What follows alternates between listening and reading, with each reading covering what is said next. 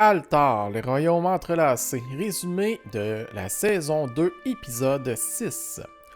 Le prisonnier, soumis aux méthodes patientes des investigateurs de la dernière garde, livra une information avant de se taire à jamais.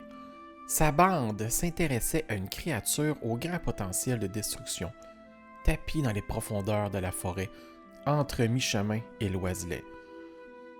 Pantin et ses supérieurs jugèrent qu'une telle chose, si elle existait, menaçait la population des terres libres. Les aventuriers partirent aussitôt sur sa trace. Dans la forêt, une cabane, un feu de cheminée et un vieil homme curieux, Gal, plutôt grand pour un humain. Son corps portait les stigmates du chancre. Le groupe se méfia d'emblée, mais l'homme était étonnamment lucide pour un porteur de stigmates si avancés. Accueillant, sans malice, il répondit à toutes les questions. Il dit vivre à l'écart pour protéger les autres, mais malgré ses efforts, les ténèbres en lui l'emportaient toujours. Son cycle était sans fin. Chaque nuit, il perdait connaissance et la bête prenait le contrôle. Chaque matin, il se réveillait à l'abri dans les trames qui le recrachaient. Des souvenirs, il n'en avait pas. Il s'est éveillé ainsi, il y a fort longtemps, et vagabondait depuis, seul, pour éviter de nuire à autrui.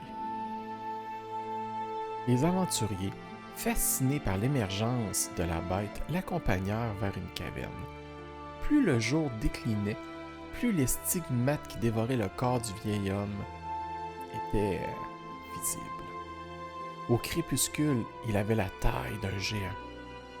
Il entra seul, la bête émergea, et les créatures qui infestaient la grotte se jetèrent sur elle. Pendant ce temps, les aventurières taillèrent en pièces quelques apostats, accourus eux aussi à la rencontre de ce phénomène.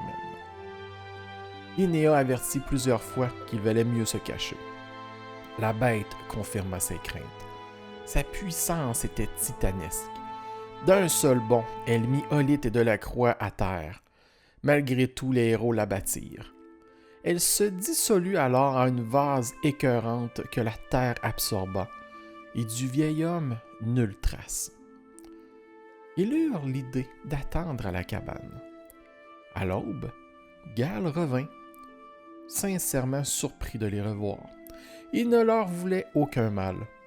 Autour d'une tasse de thé, ils apprirent que ceux qui s'attaquaient aux trames venaient souvent le harceler, parfois même l'amener de force. Il se souvenait très bien de l'endroit. Il l'indiqua à Barnadero, qui le reporta sur sa carte. Ils prirent congé de cet homme étrange, prisonnier d'un cycle de mort sans fin. Jamais encore il n'avait entendu parler de trames capables de recracher des créatures. Que signifiait un tel phénomène? L'homme ne portait pas la marque. Pourrait-il la recevoir? Et si l'œil qui ne cligne pas une fois réparé pouvait le purifier?